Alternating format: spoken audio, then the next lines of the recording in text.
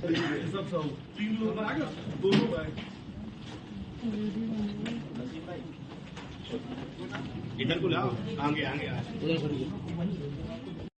कल दिनांक 22/4/2026 को थाना सीपरी बाजार को एक सूचना मिली कि सरयू विहार कॉलोनी थाना सीपरी बाजार क्षेत्र में एक रेजिडेंशियल बिल्डिंग में टॉप फ्लोर पे एक साइबर सेल या एक साइबर सेंटर चल रहा था, जिसपे पुलिस ने संयुक्त टीम ने साइबर थाने की और सीपरी बाजार थाने की संयुक्त टीम ने वहां पे छापेमारी की। तो वहां हमें करीब 17 से 20 महिलाएं मिली जो ये कॉल सेंटर चला रही थी। ये कॉल सेंटर शगुन मैट्रिमोनी के नाम से चल रहा था। इसमें जब हमने पूरा छानबीन की तो ये तथ्य सामने आए कि ये जो महिलाएं हैं ये 18 से 20 वर्ष की थी और इनके पास एक पूरी लिस्ट थी, एक पूरा डेटाबेस था जिसमें पुरुष जिनकी उम्र 50 वर्ष से ज्यादा है उनको ये महिलाएं कॉल करती थी और इनको शादी का झांसा देती थी। ये इनको फोटोज देती थी महिलाओं की और बायोडेटा देती थी और इनसे रजिस्ट्रेशन फीस लेती थी। तो जब ये पुरुष इस झांसे में आ जाते थे कि इनकी शादी होगी, उसके बाद ये इनसे अभद्रता करती थी वीडियो कॉल और फोन कॉल के थ्रू, और ये चीटिंग करके वही महिला बन के बात करती थी। तो इस तरह से इन्होंने करीब 610 पुरुषों से 1000 से लेके 25,000, 30,000, 1 लाख तक की धनराशि इन्होंने इस तरह से प्राप्त की है। इसमें सबसे खास बात यह है कि इसमें करीब 17 जो महिलाएं हैं 18 से 20 वर्ष की, ये सारी बहुत ही इकोनॉमिकली बैकवर्ड सेक्शन से आती हैं और ये एक तरह से साइबर स्लेवरी की पीड़ित हैं। ये जितनी भी हमने इनको 16 महिलाओं को रेस्क्यू कराया है और इनकी काउंसलिंग करा के इनके पेरेंट्स को हमने सपोर्ट किया है। ये महिलाएं जो इकोनॉमिकली बैकवर्ड सेक्शन से आती थी, ये मजबूर थी इस काम को करने के लिए।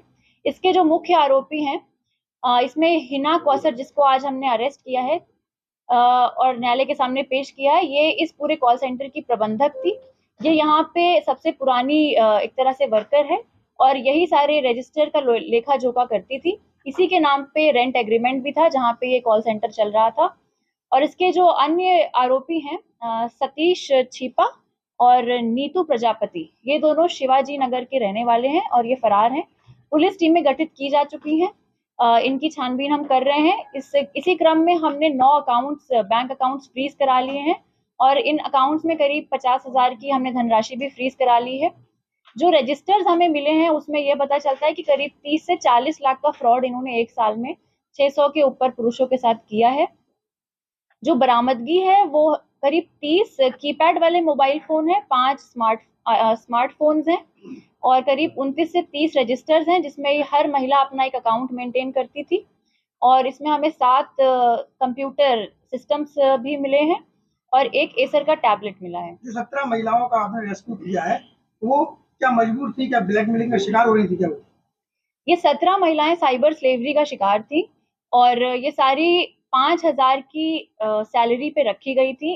एक महीने में 5,000 कैश इन्हें दिया जाता था और ये महिलाएं मजबूर थी इस काम को करने के लिए। बहुत ही इकोनॉमिकली बैकवर्ड फैमिली से आती हैं और इनके पेरेंट्स को भी ये बातें नहीं पता थी, तो इस तरह से इनको मजबूर किया गया था। कार्य क्षेत्र कितना था इस कॉल सेंटर का पूरा जो है, कहाँ इनके पास जो लिस्ट है, ये 610 जो पुरुष हमने देखे हैं ये पूरे पैन इंडिया से हैं।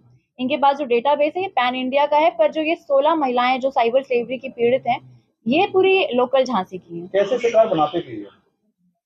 इनके पास एक पूरा डेटाबेस है जो सॉफ्टवेयर है जिसमें 50 या 40 वर्ष के उम्र के पुरुष जिनको दूसरी शादी करनी है या जो इस तरह की एक्टिविटीज में संलिप्त हैं, उनका इन्होंने पूरा एक डेटाबेस बनाया हुआ था और उन्हीं को ये महिलाएं कॉल करती थी।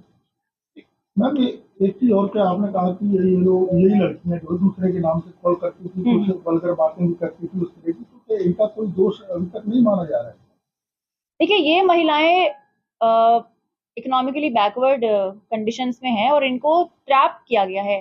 ट्रैप करके इनको ट्रेन किया गया है कि आपको इस तरह से बातें करनी है। साइबर स्लेवरी यही तो है। क्या मजबूरी थी इनकी, मतलब क्या कोई डॉक्यूमेंट इनका रख लिया था? इनके सारे डॉक्यूमेंट्स रख लिए जाते थे और इनके जो वीडियोस हैं वो इनको काउंटर इन्हीं को बोला जाता था कि हम आपके ये वीडियोस वायरल कर देंगे या आपके घर पे बता देंगे कि आप इस तरह का काम कर रहे हैं। जो ये फोटोज भेजते थे जिन पुरुषों को शादी का झांसा देते थे, वो फोटोज कौन से होते थे?